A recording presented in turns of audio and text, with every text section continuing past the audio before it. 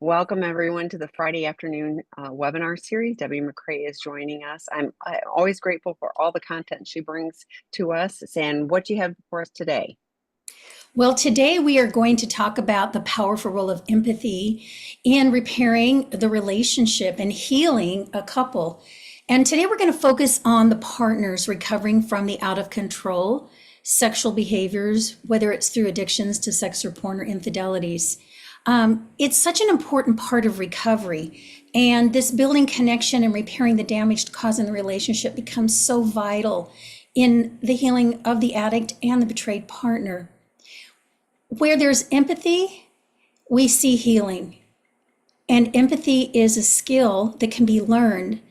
And it's so important in the betrayed partner's healing. So let's talk a little bit about what empathy is.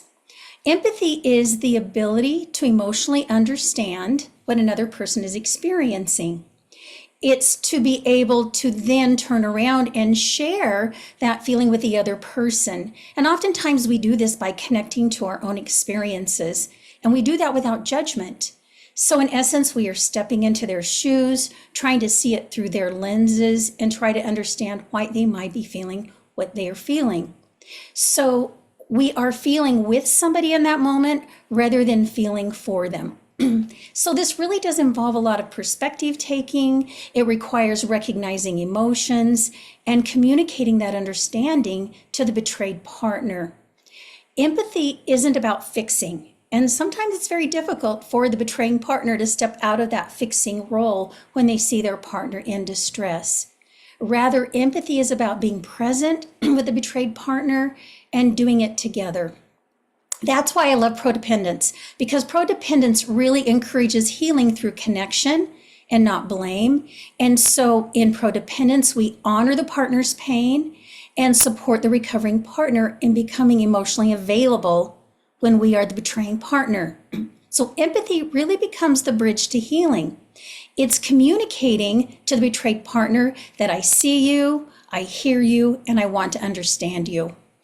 I love Dr. Weiss and Out of the Doghouse, and there's one that I often share with my clients, and he talks about the key to rebuilding trust isn't about defending yourself. It's not about minimizing the betrayed partner's pain or trying to prove her wrong, but really it's about acknowledging her feelings, validating her experience, and showing her with consistency and patience that you really do care. Again, when we talk about some of the concepts that I present in the Friday webinar, I want you to understand again that this is a skill set. This is something that we learn throughout the recovery journey. And so just getting the information you're getting here from today doesn't mean that you can automatically do it. So recognize that this is a part of the learning curve in recovery. So what do I see in my office? I'm going to focus on three different things I see, three different categories. The first one is defensiveness. And so I will see the betraying partner come in and I'll see the couple and he might turn to her and say, I'm in recovery. I'm doing a good job. So why are you still after me? What more do you want? Why do you keep telling me what to do? So rather than acknowledging his or her pain, the betraying partner becomes defensive and begins to defend themselves. The next one is minimization.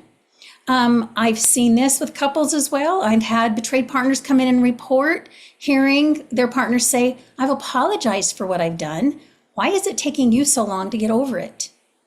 And then the third thing I see is where the betraying partner uses logic rather than focusing on the emotion.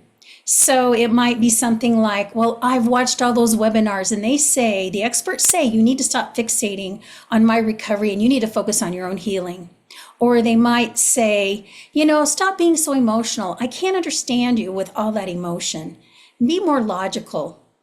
And these types of responses, they really do deepen the trauma and they invalidate the betrayed partner's emotional reality. So, why is empathy hard for addicts? Well, there's two simple reasons. It's because of denial and shame.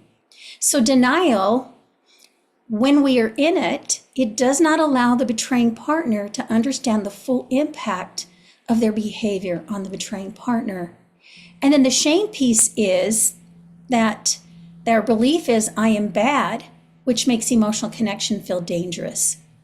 Brene Brown, a really famous shame researcher, she always talks about shame being the enemy of empathy. So we can't have empathy when we're in our shame. So I'm going to talk about right now 5 key practices, some just general broad areas, and then we're going to move into how do we apply some of these principles of empathy? How do I actually do it? So the 5 key practices I want to talk about. The first one is for the betraying partner to really focus in on the betrayed partner's emotions, what they're expressing. So you want to see and you want to hear them. So it might sound something like this. You sound really overwhelmed, and I'm hearing you say that you're worried that you won't ever feel like yourself again.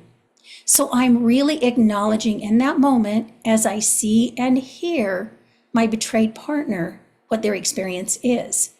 The second thing you have to do is you have to sit in your discomfort. And doing that is really, really difficult because as human beings, our automatic reaction is to begin to defend ourselves or to become logical or to try to go point to point with them to prove your point is stronger than theirs. So instead of doing that, you're not going to shut down. You're going to put 2 feet on the ground. You're going to do the 5 senses exercise. And I oftentimes tell clients and the betraying partners, if it's really hard to listen to what she's saying, then maybe ask to take notes and focus on the feeling words as you're sitting in that discomfort and try to recognize what she might be experiencing in that moment.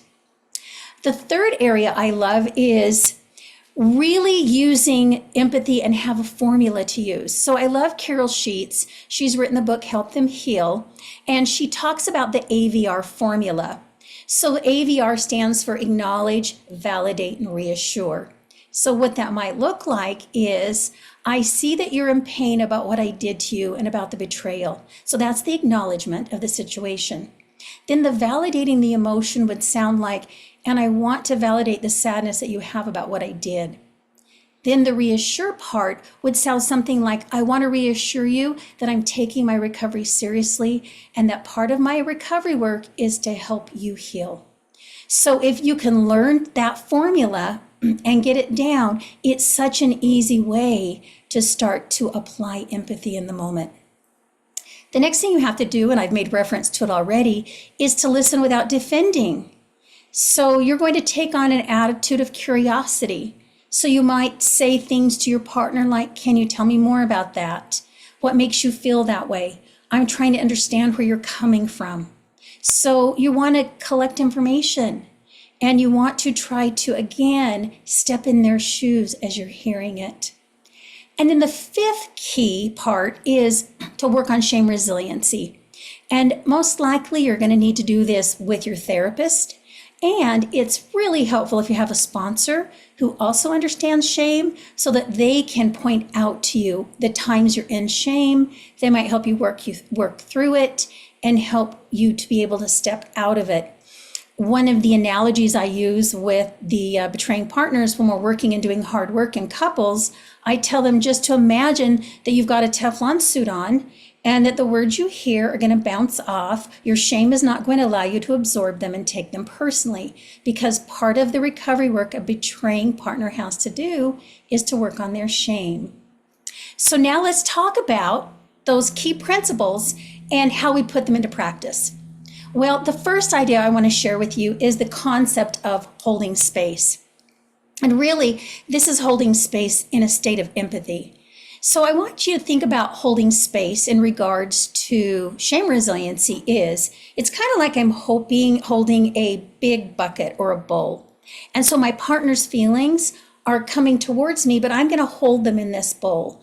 I'm going to sit, I'm going to listen, I'm going to validate, I'm going to acknowledge, but I'm not going to absorb it like a sponge. Instead, I'm going to hold it. So what that means is that you're going to be emotionally present with your partner without trying to step in and fix it, minimize it, diminish, or redirect their pain. You're there to basically represent and to show them that I can be with you in your pain. And you're not alone in this. I'm here with you while you're experiencing it. So that means you're going to have to stay regulated. I talked a little bit about that earlier. So 2 feet on the ground. You're going to listen without interrupting or correcting. Now that's one of the hardest parts because human nature is if somebody's saying something that we don't agree with, we want to make sure they get it right. So if you have a hard time with that, then as a couple, when you're communicating, you may choose to have a talking pen. And whoever's holding the talking pen is the only one who gets to talk. You're going to reflect with what your partner's saying using AVR that we talked about earlier, the empathy formula. And you might validate by even just simply saying things like, I hear how devastated you feel, or that makes sense why you feel that way. So as we're holding space, we're not spending time focusing on our own emotions. What we're trying to do is focus on the other person's, which means that we have to contain our shame. So you can see why this is higher level work. Remember, part of holding space is you're allowing your betrayed partner to give voice to their pain. And in that, there is a lot of healing. You would just be amazed at what that does. So I do believe that that concept and that skill set of holding space is really a great foundation for rebuilding trust. The second thing you need to do and apply is education. So educate yourself. So really educate yourself through webinars, through going into therapy and having your therapist do psychoeducation with you on how your choices have impacted your betrayed partner. You want to really work on focusing inward rather than focusing outward on your partner and what they're doing.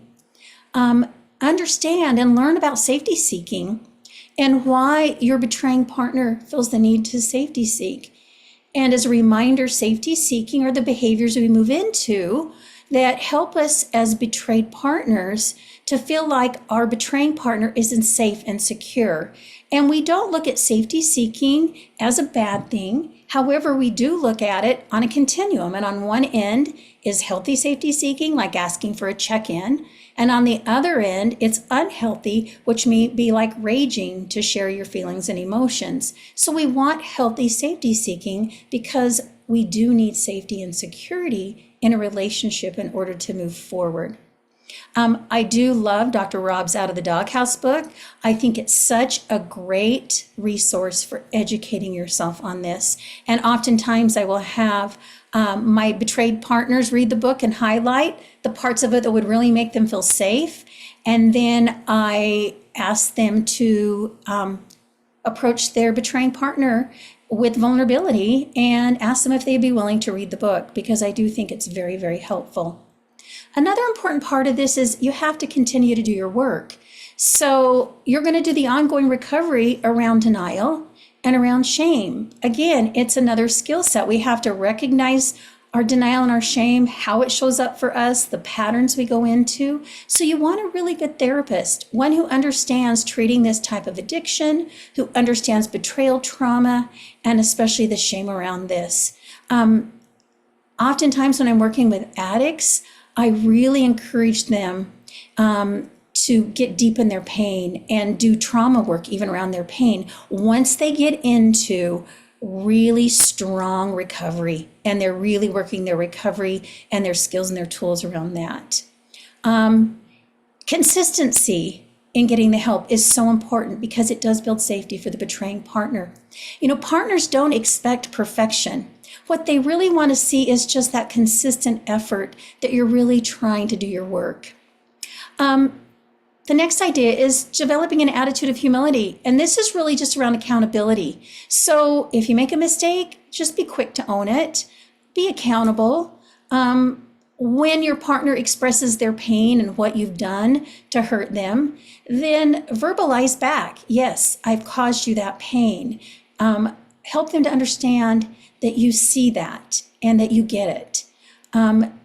You might even ask yourself, gosh, how does my partner feel when I do this? Or how did my partner feel when I did this back in the past when I was in my addiction? And then turn to your betrayed partner and say, what can I do right now to help you? It's very, very important. The next idea and application is to stop justifying and minimizing. Again, these are shame-based defenses. So, like I said earlier, understand your pattern around that. Oftentimes, it's our shame that makes us want to make things not seem quite so big.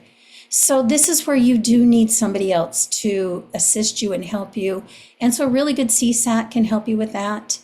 But be aware, if you've got a therapist that enables you to blame your partner for everything, I would want you to consider switching therapists, because therapy really should focus on your recovery and not about your betrayed partner's perceived faults or the bad things they're doing.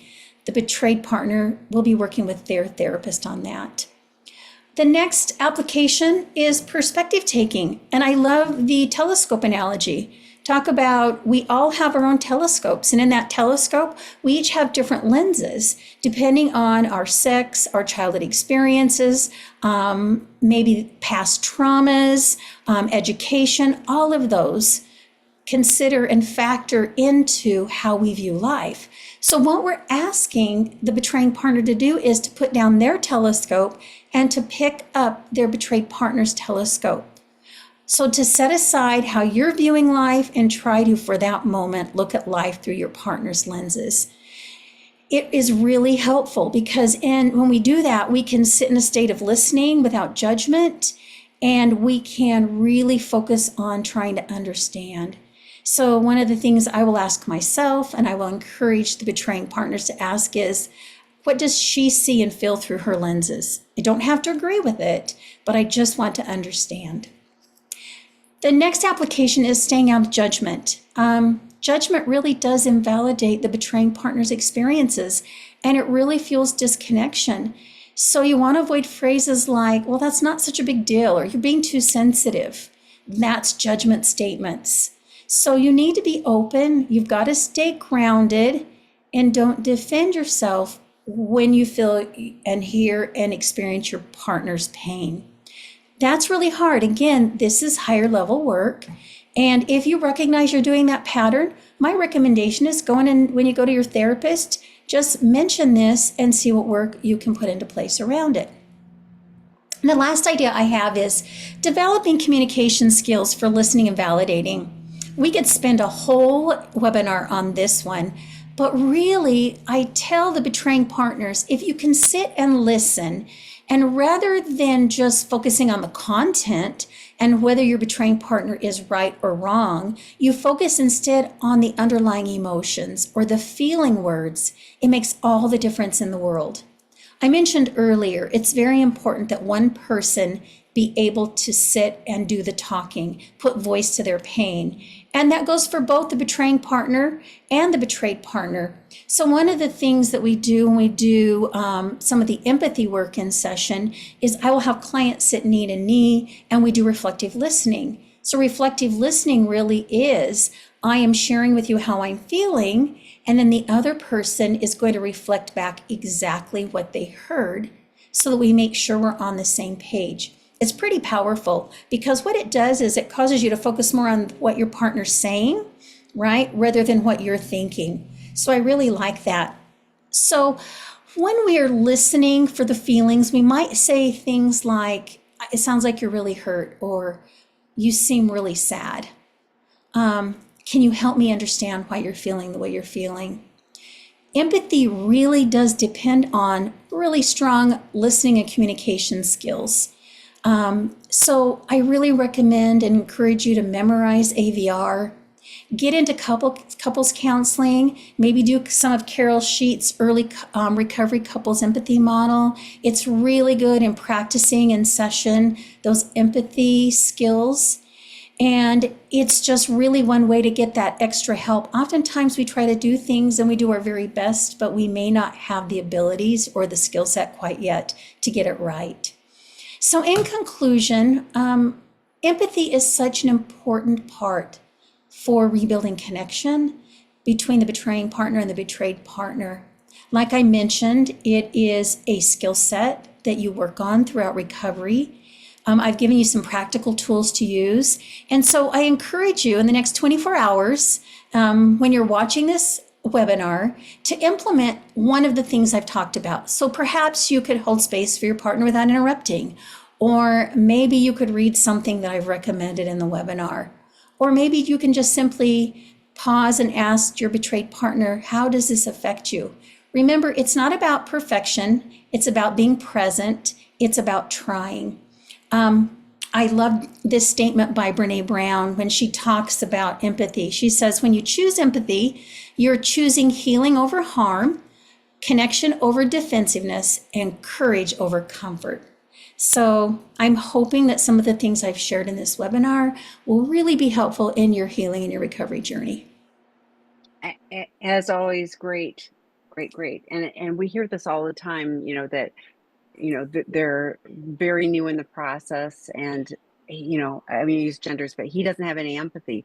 So I really appreciate you said multiple times, these are higher order skills, and let's talk a little bit about what a higher order skill is. It's not something that, I stop the problematic behavior and then I'm automatically going to be able to do this. You also talked about it being a skill set.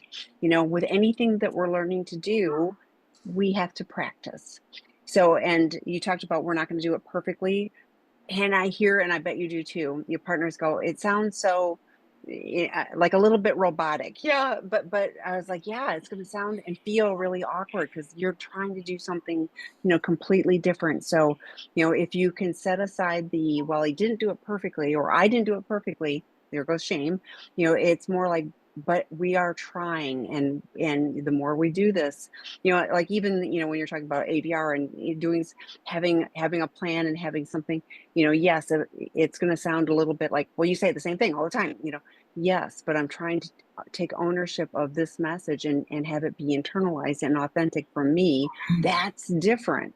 I did appreciate too when you talked about if a therapist is blaming the other person, if the addict partners is blaming the betrayed partner, or focusing all on that.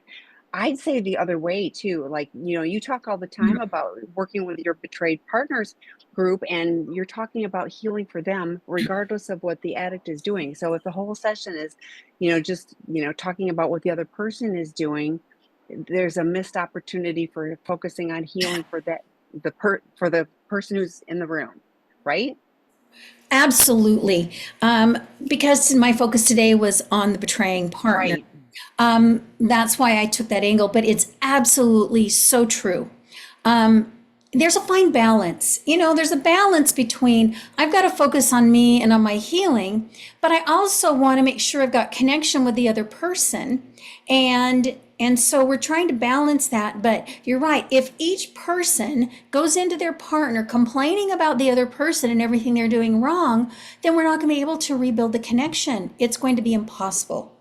So that's why it's really important that we don't engage in what I call common enemy intimacy. And I actually took that term from Brene Brown, where we're focusing on other people, right? And we're actually short wiring connection because we're connecting over how bad the other person is. And so when either partner comes into me, I want to validate the pain or the frustration or whatever the emotion is. But then it's like, okay, what can you do about it? Right? Let's bring it back to you. What are the steps you can do? And another thing I want to add is when we talk about the skill set is we talk about how long it takes to recover. So remember, we talked about 3 to 5 years for the betraying partner because they're working on rewiring their brain, right? They're no longer living in that area of their brain near the limbic region where addiction, resides, but we're strengthening connection to the front of the brain, the prefrontal cortex. Takes 3 to 5 years to rewire the brain. So things become organic, meaning they're getting it down. So empathy is one of those skill sets that I see betraying partners get better at between year 2 and 3. Not going to lie.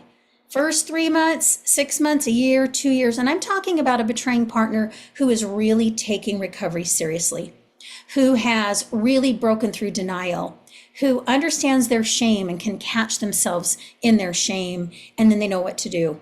So I am talking ideally, and I recognize everybody has a different experience, but that's what we hope for. So I like to talk about what we hope for. And so organically, empathy between year 2 and 3, I see it get really, really strong. But I also think that we can speed that up a little bit if we get into couples, the right kind of couples work, and there's a focus on empathy within that couples framework. And I really appreciate you. I mean, having realistic expectations. You know, I mean, I hear, oh, he's been in recovery for 3 weeks, which is just abstinence in my book, and he has no empathy. And I'm like, of course he has no empathy. That's a learned skill. But like you're talking about the organic and being, and yes, once it, if we're really doing this thing called recovery, it does become part of who we are. That does not mean that they won't start to see those little awkward shifts of like, well, I'm trying to do this thing called empathy, and I'm going to show up and I'm going to say things and it's going to sound awkward. So we can learn all of those things. So um I want to affirm that it sounds daunting when you go, oh my gosh, 3 to 5 years, Yeah. but it isn't like, you know and she said rewiring the brain. There's no switch that gets flipped. It isn't like, well, I was really awful and then the switch flipped it because it's now I'm at 3 years and poof, I'm back. No, it's doing this work. The more work we are doing in order to practice these skills. And I did put Out of the Doghouse work group. It is off of Dr. Rob's book. It's his most popular book about learning to build trust. And I will tell you, often we have guys that want to go to there first. They have no foundation of recovery. So remember, Debbie said at the beginning of this, once you have a solid foundation of recovery, then you can start doing the deeper work, including trauma work, etc. But so we have our work groups in order: sex addiction 101 or porn addiction 101 if you're still working on building those foundations, and then Out of the Doghouse for men who've been caught cheating, and then healthy intimacy and attachment wounds and inner child. Separately for partners, we have a betrayed partner work group. If you're joining us live, it starts next week. I think it starts the 29th. So maybe not next week. Anyway, it starts soon. And then Debbie does boundaries work groups. And so those are higher order skills. Actually, those are, get them at the beginning, get some help with boundaries at the beginning, because but there's tools that you can use, and these are skill sets. And for partners, I hear this too, like I struggle with boundaries. Yes, it's a skill set, and it's going to be one of those, the more practice you have, the more support you have, the better it will do. And then it becomes organic. I often, it's not joking, it's true. I say, Debbie can do a 4-part talking boundary just like off, rolling off her tongue. And I have to think about part 1, 2, 3, 4. I have to think about it. It's not organic to me, to use that language yet, but I'm working on it. So the more we do these things, the more they do become, innate, to who we are, and beneficial, for our journey. So great topic. We hear, I want empathy, we hear that a lot. So, okay, the first question we have is a 2-parter. Betrayed here, original D-Day in 2008. PA husband went to SILA 28 days and stepped down in this year and did 90 and 90, has a sponsor weekly therapy, but hasn't completed step 4. I've caught him in several lies on Fanos check-ins regarding sobriety and meeting attendance, and I'm just so done in all caps. I can't take the lying. It throws me into a visceral trauma response due to all the uncovered lies over the last 40 years of marriage. He can't display any empathy. So we are now in an ambiguous in-house separation with minimal communication. I did listen to the recent webinar. We had one on therapeutic separation with Dr. Stevie Hall and Lindsay Stanley. I'm saying that. I just shared it with somebody else earlier. And I don't really know what to do for myself at this point. EMDR and other somatic therapies have worked for past traumas, but this is so fresh. I'm trying to work through the grief of this seemingly failed marriage. I did tell him that I was still willing to work on the marriage, but he has to be completely done with the lying. I know, deep breath. That is a deep breath, because, gosh, that's hard. I mean, it just kind of threw you right back into your trauma. And that's how trauma works, right? We have something in the here and now that triggers us. And our body, because you've had trauma, I mean, your original D-Day was in 2008. I mean, that's a significant number of years. I think it's 17, if I get it correct, that you've been dealing with this. And I imagine there was some hope when your husband went to Sila and did the step down group and all of that, and hoping that finally we're at this place where we've got good traction and good recovery, only to catch him in lying is devastating. So several things are happening. The first thing that happens, like I said, is we have a trigger in the here and now, and it takes us back into the same body sensations. It takes us into the same, intrusive, ruminating thoughts that we have, right, at the level we experience at the original trauma. So you're dealing with that. And you can't really do trauma work at that point on this. And a lot of it is about really getting you through this crisis and getting you stabilized. So I'm hoping you're working with a therapist. I'm hoping you've got somebody that can do a lot of mindfulness with you, that you're working on, your own routines and rituals around recovery. I do recommend that you have some kind of routine in the morning, something in the evening. Figure out what works with your body to regulate it. So everybody's got a different approach to what regulates them, right? Our nervous systems are so very different. So it might be, I've talked about emotionally focused therapy, emotional freedom technique. It's EFT, just like emotionally focused therapy, but that's tapping. And tapping is a great release for trauma, where you're tapping on meridian points in the body that will help calm the nervous system down. So you can do a quick search on YouTube and you will see tapping on there. It's a really, really great trauma technique for regulating yourself in the moment. The mindfulness is really important. Seeing your therapist on a regular basis while you're getting through this is really important. Having boundaries in place, what you will and you will not allow, right? Because it doesn't feel safe, or what you do need for safety, I think is another important part of it. But I want to just kind of share with you, kind of my intuitive feeling around the lying, and what I've seen in my practice with lying is when you have a betraying partner who is so stuck in lying, there's so much shame. And I often find that it's a pattern they developed early on in life to help them survive, to help them, get away with stuff, to help them whatever. And it is so deeply wired in their brain.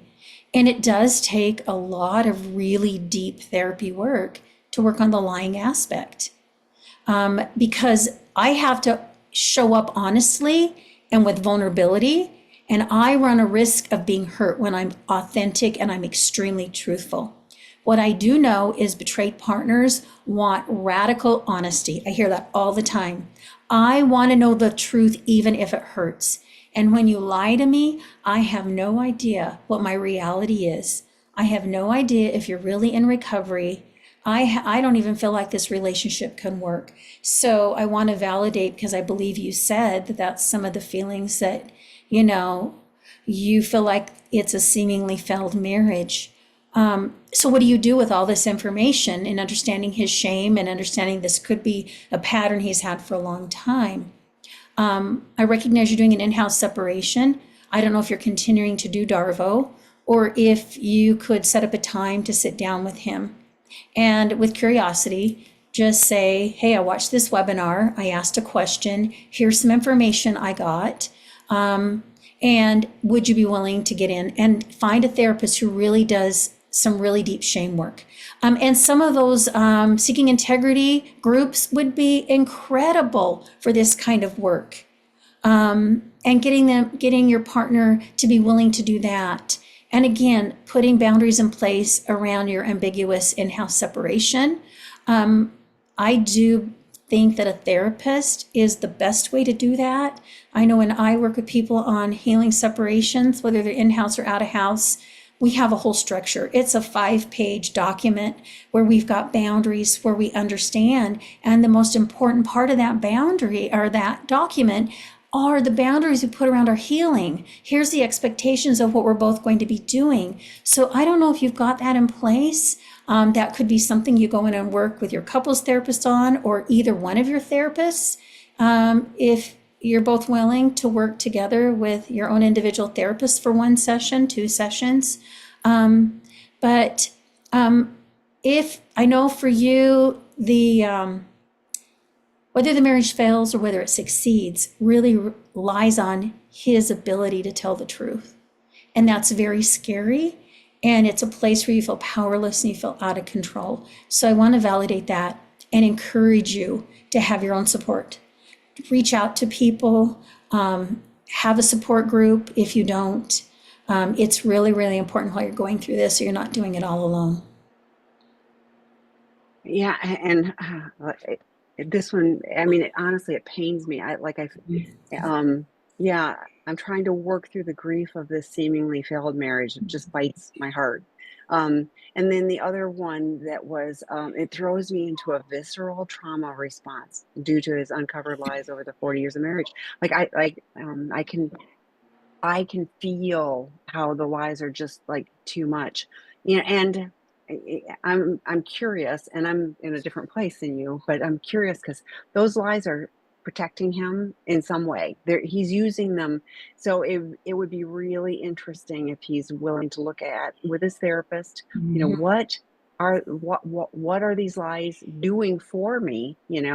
Why am I holding on to them despite really negative consequences?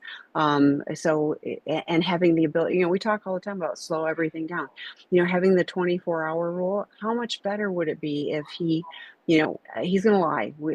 And so if he came to you and, that thing I said to you an hour ago, that was not, that was not the whole truth, or that was a part of the truth, and I was afraid of your reaction, and it's not justification if he's just telling you where he's at.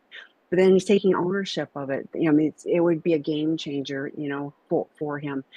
Old patterns. You talk about addiction being 50 years, yeah, like that's the challenge. And, you've known for, like Debbie said, 17 years, but, he's just recently, so he's really on a very new course of doing things differently. So really in early recovery. And even though he had a good jump start, for, coming and doing the work, it's still, it's harder, when you've got 50 years of this, and, and but I hear you and I feel for you. I hope you lean into support resources and have a good, qualified professional.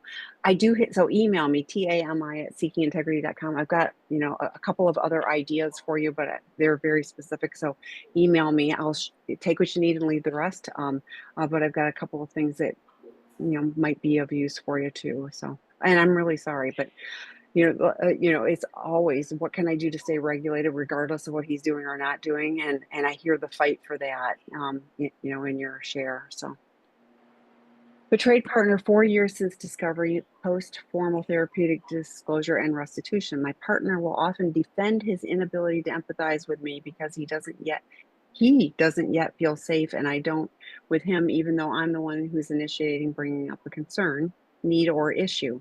He will kitchen sink being up his issues after I bring up a concern. How do we shift the pattern of behavior dance dynamic so we seem to be stuck in? Oh gosh. I'm going to say couples work. We talk about this dance of disconnection. Sue Johnson, emotionally focused therapy. We all get into a negative cycle, and you're definitely in your negative cycle. And so they've got that going on. I don't know if this pattern is specific to the betrayal. Go ahead. There's the question. The next question is tied to this. So, my partner also struggles with consistency. If once a week check-ins and connection activity, like even just going for a walk together. I'm only asking for 16 minutes of no therapy time a week together, and our therapist even validates this is not asking for a lot. He can't even do more than 2 weeks of consistency after 4 years. I feel very good in my healing and have a right size the role marriage plays in my life. So those two are tied. Okay. Is the next one tied also? Or is that different? Maybe that one's different. That one looks different. So. Okay. Wow. I hear this. I want you to know this is a real hard one. Because it sounds like you've been encouraging him to move forward. Come on, let's connect. Let's connect. Let's connect. And you're meeting resistance, or you're meeting, I would know, you're meeting somebody who's just not willing. I look at two things when I look at recovery, when I have betrayed partners come in and they're so frustrated, and I say, well, let's look at two components of, the betraying partner's recovery, right? That we really have to focus on. And the one of them is willingness. Do they have the willingness to do the work? Are they willing to support you in your healing? Are they willing? Do they have the motivation? And the motivation comes from within. We call that intrinsic motivation. as opposed to extrinsic motivation, which is the motivation that comes from the betraying partner trying to get them to do something. And right now you're in a cycle where you're having to extrinsically motivate him. It's coming from outside. It's not incorporated in here with him. The other thing I look at is capacity. And capacity is that concept of I've got the skills and the tools. Well, it's a lot easier to work with capacity, right? We go into therapy, we work together, we gain the skills and the tools necessary to do it. So you're dealing with somebody that sounds like they lack willingness in some areas, in many areas, and where you need connection and capacity as well. I'm not sure, you mentioned something about going into your therapist. I'm assuming that maybe you're doing couples work on that. You said our therapist even validates that this is not asking for a lot. I agree, you're not asking for a lot. And I'm just curious about what kind of deeper work he's done. There's resistance there. I don't know, are there any other underlying diagnoses? Is he on the spectrum? Is there ADHD? Sometimes I find that those types of things can be contributing factors. But the hard part is that your partner is not providing the opportunities that you need for connection. You can put boundaries in place around it, which is really hard again, because I'm wanting connection with you. I want to move closer to you, and you're doing all these things that now I'm putting a safety boundary in place that says, if you don't spend an hour a week, no therapy talk, just being together, right? Then I'm going to have to step away and go do that for myself, right? So I can stay regulated. And again, you're not getting what you want out of it, which is very, very difficult. I really do like the early recovery couples empathy model, the help them heal approach. I think that that really kind of breaks through some of this stuff. At least that's what I've seen as I've been working with couples and doing that approach. And again, really getting into good couples therapy and doing that consistently. I think that's what you're going to have to do, and be there with a third party who can help you with your frustrations and maybe put specific boundaries in place as you work together as a couple. I just want to validate it. That's really hard. This is not one that has an easy answer, right? It is not do this, then this will happen. I really do think the key is, again, the betraying partner's got to really get in and do some deeper digging and some deeper work to figure out the why they're so resistant to connect. Obviously, there's an avoidant personality or attachment style, right? So we've got to work on the attachment piece. Like I said earlier, you guys are doing a dance of disconnection. So we're kind of in the same pattern again. So how do we get out of that? And we get out of that by identifying our feelings and then our attachment needs, and having, right, our partner meet those needs. But again, it goes back to capacity and willingness.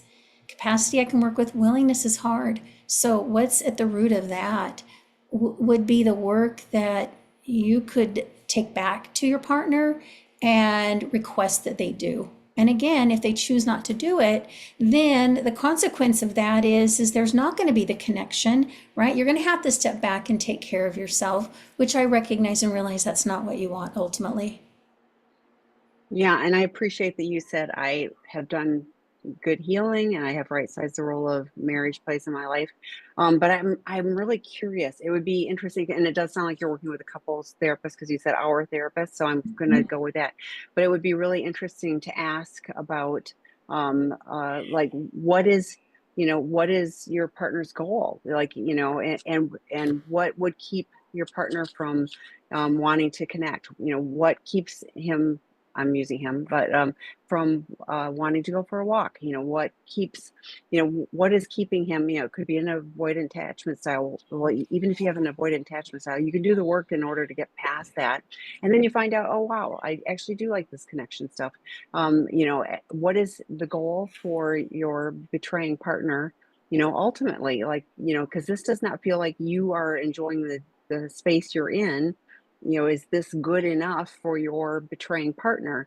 That would be good data for you to know too. So I think you can get more data And then perhaps there is something that he goes, oh yeah, I'm making it up, but I'm really afraid of connection because then I'm vulnerable and all that. Well, you can do the work in order to, move past that, but if it's like, yeah, no, I'm just like, I'm good enough where I'm at.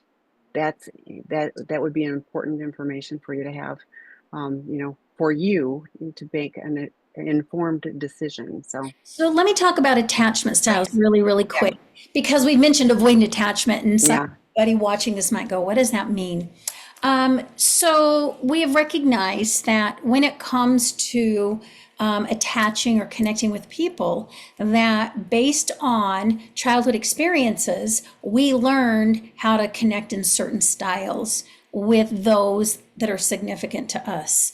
It starts in childhood, and as they've done the research on this, they recognize that each one of us need a safe haven and a secure base. So from the time we're born, we need somebody there, right, that secure base to meet our attachment needs. And that safe haven is we have a place to go to, kind of away from the world where it's really harsh and hard, right, where we can be taken care of and feel safe and secure. Well, many of us didn't have really consistent caregivers. We had experiences in our life, whether it was with our parents or teachers or, friends, whoever it was. We learn to adapt, and we adapt by how we attach. So there's 4 different styles we look at. So about half of all people, 50% of everybody, has a secure attachment, meaning I can be vulnerable. I am willing to move forward towards you. I can stay in a hard conversation. I know you're there for me and I'm there for you. So we feel really secure in the relationship. Then we take the remaining 50% and we see 3 different styles. One of them is an anxious attachment style. So when I'm anxious, I'm constantly thinking to myself or even saying out loud something along the lines of, are you really there for me? Can I trust you? Right? Do you really love me? Well, of course, a betrayed partner is going to end up having an anxious attachment style because of the rupture to the attachment due to their partner's acting out behaviors. So oftentimes I see this in the early stages, and then as time goes on and their needs aren't getting met, they may then step back and do more of a disorganized. So that's the other style we see, or we call it kind of an anxious avoidant attachment. So sometimes I'm moving towards you, and then sometimes it doesn't feel safe, so I'm avoiding, I'm moving away. And then we see the avoidant attachment style, and sometimes it can be very dismissive. So a dismissive person, they might dismiss you because their shames come up. They might be avoidant because they don't want any conflict. They could be avoidant because, they're apathetic, whatever it is.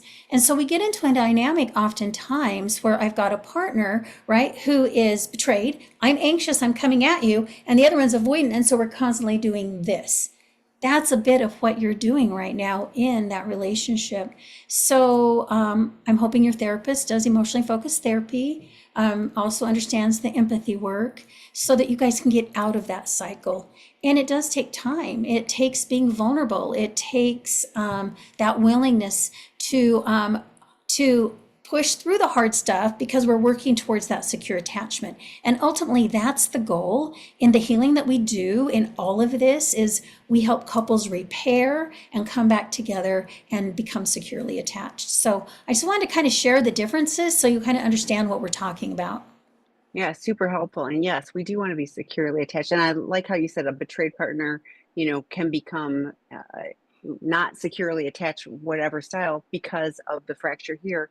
But attachment styles, but I may be really securely attached in all of these other ways. Right. Unfortunately, it also happens with betrayed partners that because of this fracture, it can negatively impact other attachments because Yes. then it's like, now everybody's not safe. How do I know? Yeah. So all of this stuff, it's complicated, and it's interesting just to kind of identify. But when you said the key is willingness too, because I was like, if you're willing to push through this hard stuff, things can Yeah. change. And we heal in connection. So I Yes. need somebody to connect with at times to co-regulate.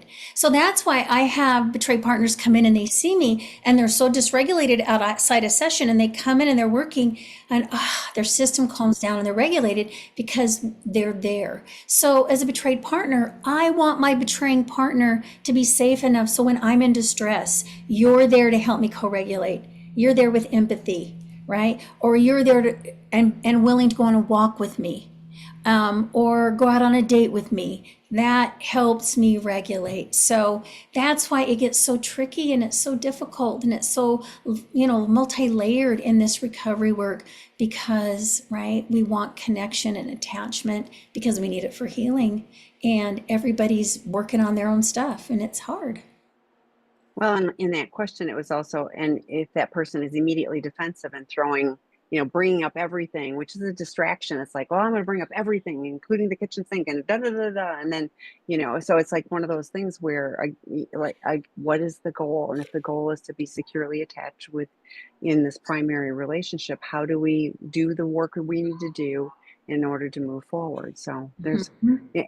and it, it's a journey. We're all on this thing called life anyway. So, so time is an interesting factor, but it's also one of those things where, like doing this starts to shift things in a real and meaningful way. Even with that question where, she included, I know, I'm feeling good about my healing. And that's kind of regardless of what he's doing. Of course, I want things different and better, but, holding the space for her healing. Okay, the next question. Feel stuck in the relational healing. How do we get unstuck? My partner is also working through his ADHD and recently discovered he is likely ASD level 1. Is then just me being patient and holding boundaries. I feel very disconnected emotionally and physically. We are not connecting either. Okay, you do have challenges. I want to validate that there's a lot going on. I'm going to recommend a book. If you haven't gotten it already, it's called The ADHD Effect on Marriage. And it talks about the different ways that ADHD shows up. And the reason I think that would be very helpful is it'll give you some validation as to what you're experiencing, and it also gives you some ideas on what to do.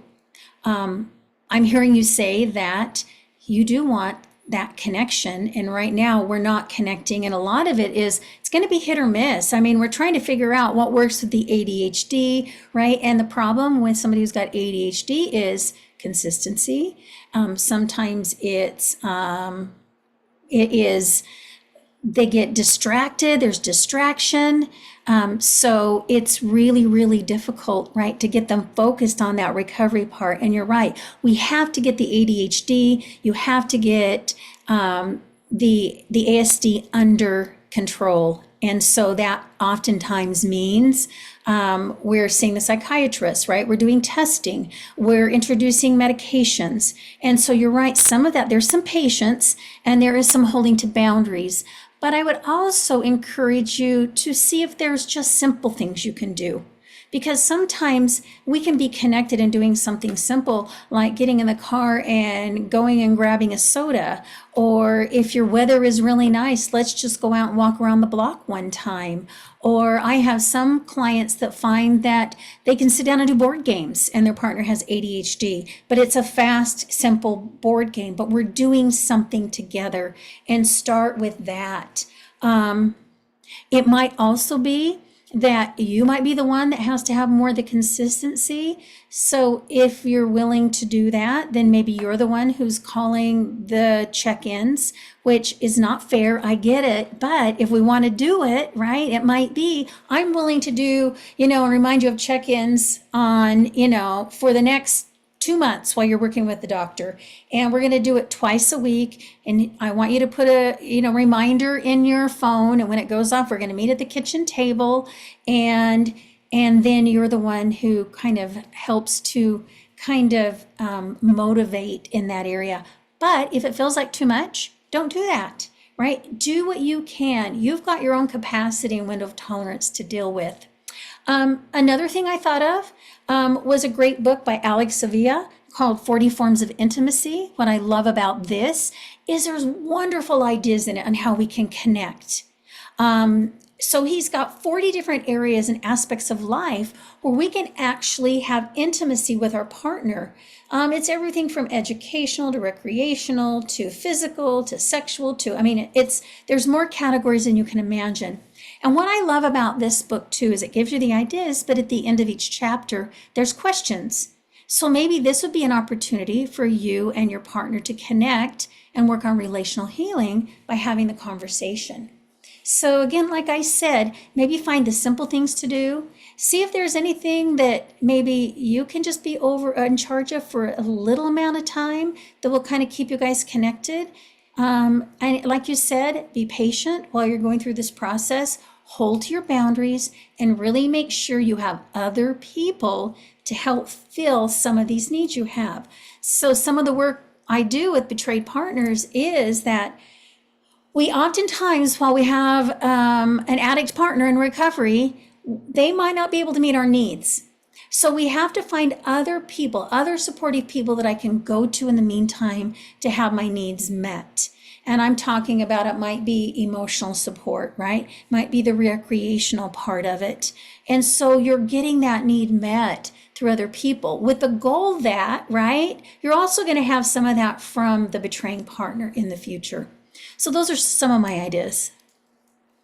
Yeah, and I'm heartened to hear that you're working on, well, you're stuck, but that you're looking to do relational healing, because that, you know, means that your person is doing well or has a pretty good foundation in, in the recovery journey. Because, and we have lots of people that have ADHD. We have lots of guys that come to our residential treatment program, that have co-occurring ADHD or, neurodivergence. I did put, Mhm. so Candace Christensen did a webinar on our platform in February on neurodivergence and sex addiction. She's coming back for part 2 in August. She was going to do it, but she was really sick, so she couldn't do the part 2 earlier, but she's coming back in August. And then Alex, that did the 40 forms of intimacy, he did a whole series of webinars on our platform. He joined us for the I can't remember if it was a year or a better part of a year, but he did that, working through that. So you'll see his content on there too. But yes, and his book is on our website, as well. So lots of and he talked about, intimacy is lots of things. Dr. Rob has also talked about, people say, we're not intimate, and often alluding to we're not having sex. And he's like, if you look up the top 15 words, that for intimacy, none of them are sex. So that connection is really key, to having. I loved, playing a game or doing a puzzle. I mean, whatever it is, there. Can you go for a walk? Can you do anything that feels like, little points of connection, in a relational way, and not just talking about, the addiction and recovery too. So good stuff. Okay, I think, let's see, let me look at the time. We are basically done. Any other final comments, Debbie? No, I just want to, I think if I were to say anything, it would be I just honor those that are doing the work. I do It's too. hard work. And some of the bravest, strongest, most resilient people I've ever met in my life are the men and the women who are really committed to doing the work. And I'm a firm believer in the work, and it can happen. I just want to offer up hope, right? Yeah, it changes everything. Like the person said, like, I'm doing my recovery work, and has good perspective on things. So it changes everything in a good way, So I Mhm. mean, relationships can be better than you could have even imagined if you're willing to do the work and to do Yeah. it. Is it easy? No. We always say with recovery, it's simple but not easy, because we're looking to change patterns that, are ingrained for 50 years, for some people. So but it can be different. So Yeah. thank you, Debbie. Thank you for all the great questions. We appreciate you participating. I put some links in for videos. Check those out. They can be helpful. So Okay. bye, Awesome. everyone. Bye. Thank you.